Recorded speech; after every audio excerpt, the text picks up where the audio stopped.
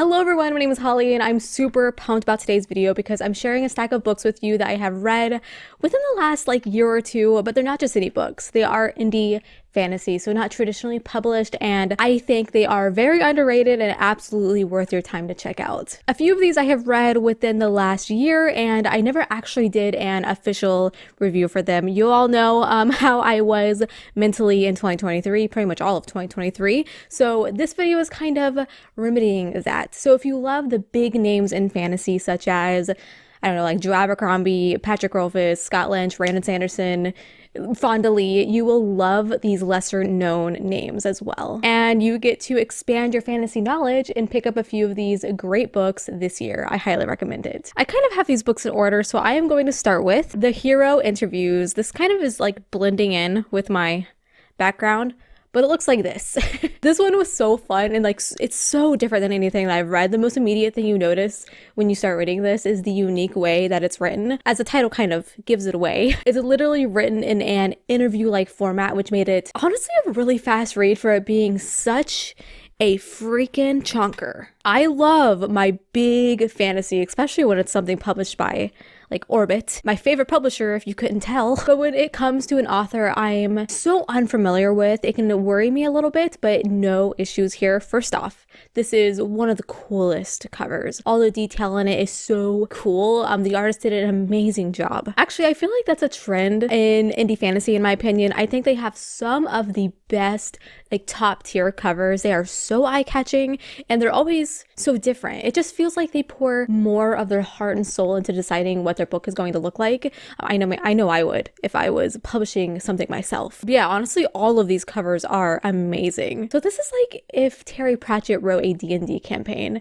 We have Lore Master Elburn Barr, who was interviewing heroes to figure out why they're so important. And this is like the journal he kept all of the information in. There's a dozen interesting characters, hilarious hijinks they get into, and truly some hilarious jokes. The amount of dad jokes that made me just slap my knee in laughter like a 48-year-old dad, far too many times. Okay, so this one is really the only light-hearted comedy fantasy that I have here today, which is why I wanted to start with it first. The rest here are all brutal and dark, or just more on the serious side. So the next book I have here is Ascendant. Oh man, if you love classic dragon fantasy like the farm boy going on an adventure to save the kingdom from a dark power trope, which I love.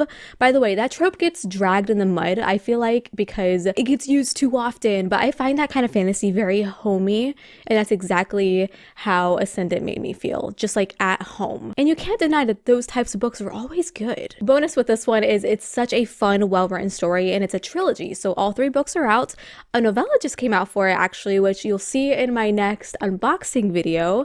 This is the first installment in the Songs of Chaos series, and it tells the tale of the riveting journey initiated by Holt, a young cook whose life takes a drastic turn upon his decision to claim a dragon egg. The story was so good from beginning to end. The first page, you kind of know what you're in for, and I was invested immediately. I couldn't put it down. I wanted to know more about what's going on and just wanted to follow the characters on their journey and see their development and if they're going to survive the journey or not. That's one thing I love about indie fantasy. I feel like they are not afraid to cut ties with some very important characters. As for traditionally published, I feel like they don't most of them don't take that plunge that I absolutely love. By all means, kill my favorite character. I love it. It makes me more invested in the story, if I'm being honest. Don't kill the dog though, okay? Kill off the main character, but don't kill the dog. Anyways, I can't wait to dive into the sequel. I can't believe I haven't yet.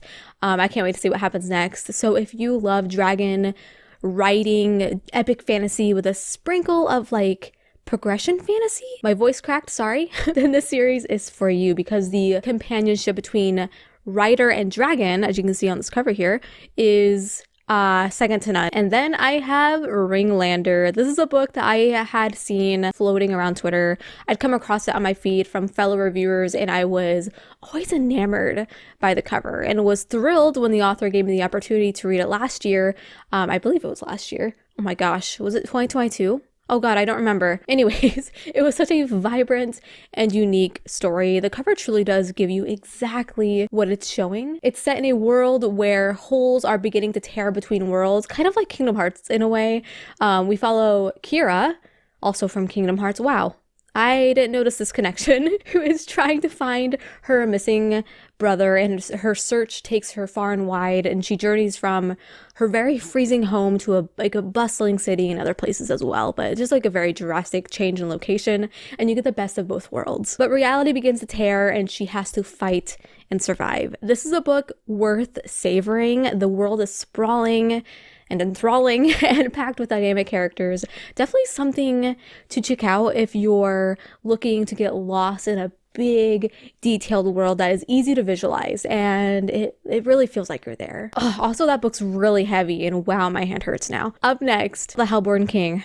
This book pretty much has everything that I look for in a fantasy. A story that has meaning, an evil that is actually threatening, characters you root for even though they are not angels themselves, very gray in that area. There's a kingdom in need of help. There's this like barbarian army you follow who are fighting to reclaim their lands, and it's brutal. It's brutal as hell. And sure, it's a bit of a slow burn plot. There's absolutely nothing wrong with that. I can typically like a slow burn plot. It's like, okay, I got a good visual image for you when it comes to the plot. It's like a giant system of cogwheels, but slowly and surely they all connect and work together in the end, and you get a lot of satisfying aha moments. Plus, this author has no issues like shedding off any kind of plot armor some big characters might have, and I personally really appreciate that. Like I said before, I feel like people who really enjoy Robin Hobb especially might enjoy this book as well, because it's almost a similar vibe in terms of how the story is chronicled. There's lots of betrayal, lots of battle scenes. It's not a snooze fest whatsoever,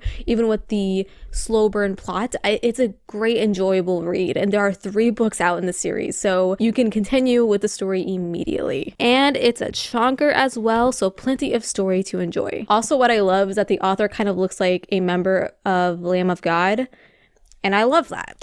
Okay, saving the brutalist, probably, book for last, and that is The Trials of Ashmount. Honestly, it's a tie for brutalness between The Hellborne King and this one. So with this book, my thoughts for it are pretty much the same as The Hellborne King. It's a grimdark, though I would mark it as an epic fantasy as well in some portions of the book, that will have you at the edge of your seats. It's book 1 in a series, and it was a debut. Gotta be honest, if my debut had a cover like this, I would be stoked. Anyways, this is set in a magical school setting, but do not take that for a lighthearted read because it's brutal AF. We have multiple POVs who are all different. The history and magic of this world are kept secret, and it was so fun as a reader to discover those secrets along with all of our main characters. I still haven't gone on to the sequel. I really need to. I need to get myself a physical copy because I know I'd be more inclined to pick it up. That's just like, I hate that. It's how my brain works. Like out of sight, out of mind, but in reader terms, don't see it, won't read it. The cover to the second book is just as cool. And here's the naked hardback, by the way. There's no dust jacket on it now. And it looks exactly the same, except for like the title and author stuff is gone. But look at the spine, it's so cool. Okay, so those are some really awesome indie published fantasy that I have read somewhat recently, and I highly recommend checking out. Their Amazon links will be linked down below in my description box. Thank you all so much for watching. Like this video if you liked, I really appreciate it and it really helps me out. Share this video if you can, that also really helps me out as well. So until we meet again, happy reading.